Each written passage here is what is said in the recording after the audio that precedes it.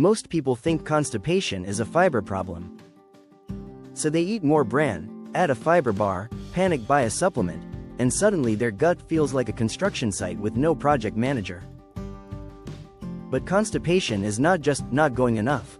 It is a transit time problem, a hydration problem, an electrolyte problem, a movement problem, a medication problem, a hormone problem, and sometimes a pelvic floor coordination problem. In other words, fiber may be part of the answer, but it is not always the bottleneck. And that matters because when your gut is slow, your whole day can feel slow. Your energy feels off, your appetite feels weird, your workouts feel heavier, your mood gets crankier, sleep can feel more restless, and your confidence takes a strange hit when your bathroom routine becomes a full-time negotiation. So today we are building a safe, practical step ladder for getting unstuck. No panic, no detox, fear-mongering, no laxative abuse, and no pretending that eating one heroic bowl of cereal solves everything. The goal is not to become a bathroom overachiever. The goal is soft, complete, predictable bowel movements without straining. Normal bowel frequency can vary a lot. Some people go 3 times a day. Some people go 3 times a week. The better question is it easy, complete, and comfortable? Because constipation is not only about how often you go, it is about how hard it is to go. Here is the first big concept: transit time. Your large intestine absorbs water and electrolytes from waste material as stool moves through. That is normal. That is part of how your body manages fluid balance. But when stool moves too slowly, your colon keeps pulling water out. The stool becomes harder, drier, and more difficult to pass. Think of your colon like a dehydrator. Leave food in a dehydrator too long, and it gets dry. Leave stool in the colon too long, and it gets hard. That is why constipation is not just about fiber grams. It is about speed, water balance, stool texture, and exit mechanics. And this is where the classic advice can backfire. Just eat more fiber sounds helpful, but it is incomplete. The right kind of fiber can absolutely help. Soluble, viscous fibers like psyllium can improve stool frequency and stool consistency for many people. But the dose, timing, hydration, and ramp-up speed matter. Fiber is not magic dust. The right fiber can help. The wrong fiber, too fast, without enough fluid, can turn your gut into a traffic jam with extra bloating. That is why the first step is not take everything at once. The first step is to define your baseline. For 1 week, pay attention to frequency, stool form, straining, incomplete emptying, bloating, and triggers. Did constipation start after travel? A new supplement? More protein? Less carbs? A GLP-1 medication?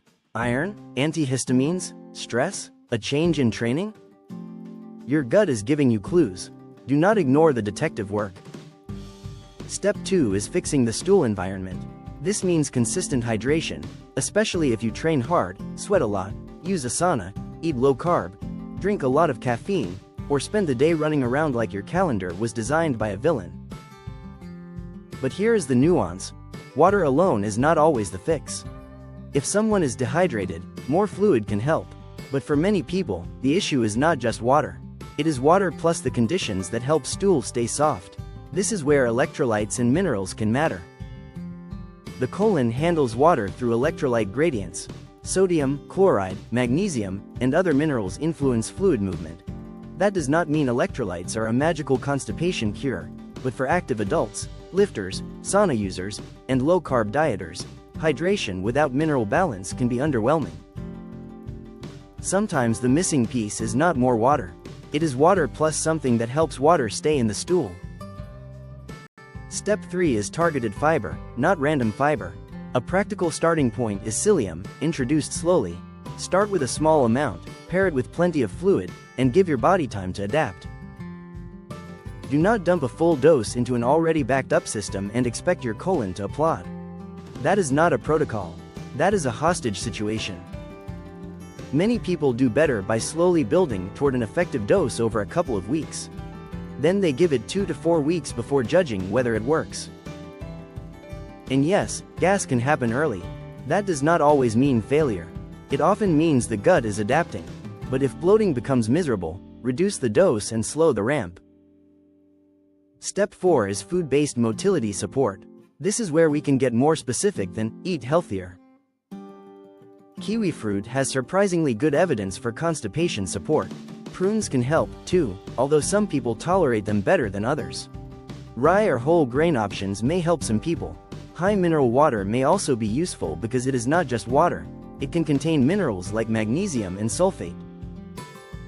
But the key is to introduce one tool at a time. Try 2 kiwis per day, or prunes if you tolerate them, or a slow psyllium ramp. Do not stack kiwis, prunes, psyllium, magnesium, and 3 gut cleanse teas in the same week. That is not science, that is gastrointestinal jazz, and jazz is great, but not always in the colon. Step 5 is movement. Your gut has a movement problem, and one of the simplest signals you can send it is movement. This does not mean you need a brutal workout to earn a bowel movement. In fact, one of the best tools is almost boring: walking after meals. A 5 to 10 minute post-meal walk can help nudge motility, support glucose control, and get you out of the chair. For sedentary workers, motility snacks can be powerful. 3 to 5 minutes of walking every hour or 2. Your gym session is great, but if the rest of your day is 10 hours of chair-based hibernation, your gut may not be getting enough rhythmic movement. Step 6 is fixing the exit mechanics. This is the part almost nobody talks about, but it may be the missing link. Sometimes the stool is ready, but the exit door is not cooperating. To pass stool well, the pelvic floor has to relax and coordinate. If the pelvic floor is tense, poorly coordinated, or not relaxing at the right time, fiber and water may not fix the problem. Sometimes you do not have a fiber deficiency. You have a coordination problem at the exit. A simple place to start is toilet posture. Put your feet on a small stool, knees above hips, lean forward slightly, relax the belly, slowly exhale as if you are fogging a mirror. Do not hold your breath and powerlift your poop. We repeat, do not powerlift your poop. Straining hard can make hemorrhoids worse, increase discomfort, and train the wrong pattern. The goal is to create a better angle, relax the pelvic floor, and let pressure move downward without forcing it like a 1 representative max. If you constantly feel incomplete evacuation, or you strain even when stool is soft, pelvic floor physical therapy or biofeedback can be a game changer. For defecatory dysfunction, biofeedback has evidence that is stronger than many people realize. Step 7 is magnesium, but with nuance. Magnesium is not one thing. Magnesium citrate, oxide, glycinate, hydroxide, and other forms behave differently. Magnesium glycinate is usually used more for sleep, relaxation, or magnesium repletion. It is generally less laxative, so if you bought magnesium glycinate for constipation and nothing happened, that may not be a failure. It may be the wrong magnesium tool for the job.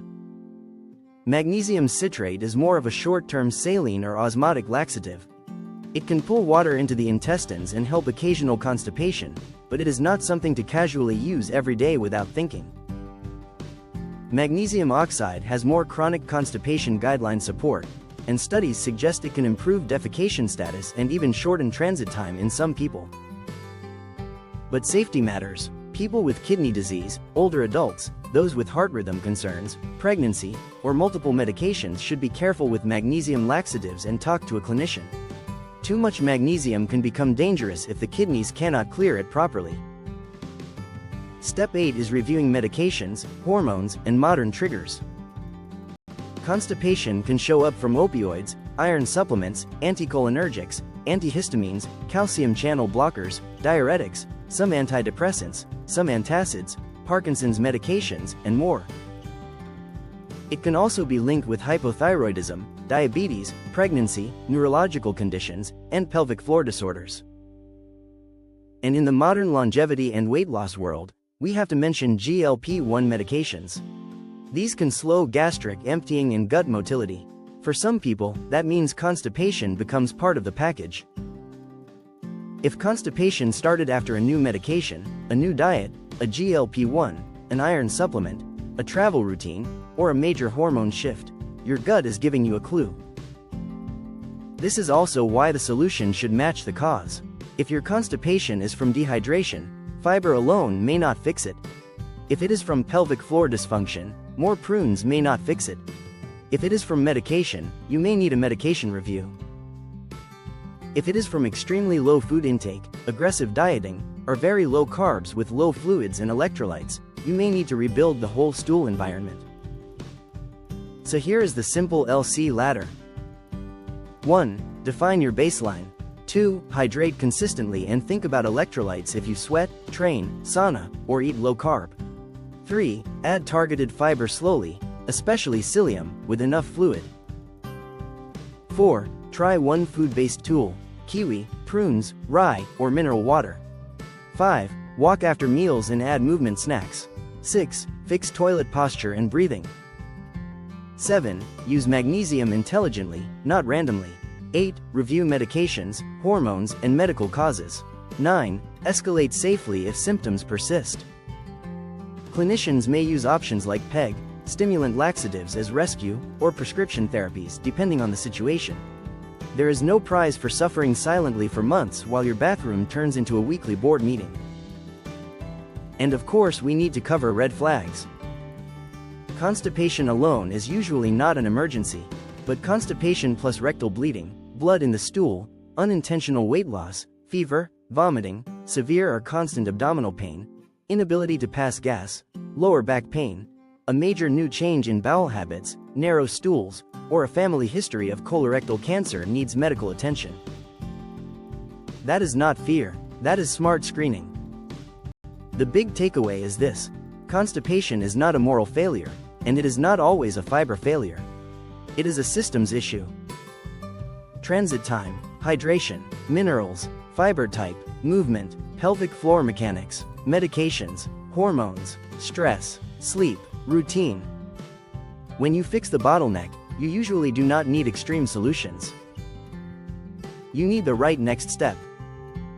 So before you add another random supplement, ask, is the stool too dry, too slow, too bulky, undermoved, or blocked at the exit? That question can save you weeks of guessing. And if this helped you think about constipation in a less embarrassing and more practical way, like the video, subscribe to Longevity Compass, and check the description for tools that support this topic, including hydration tools, fiber options, and our Amazon KDP book. Because longevity is not only about the fancy stuff. Sometimes it starts with getting the basics moving again. And yes, we do mean that exactly how it sounds.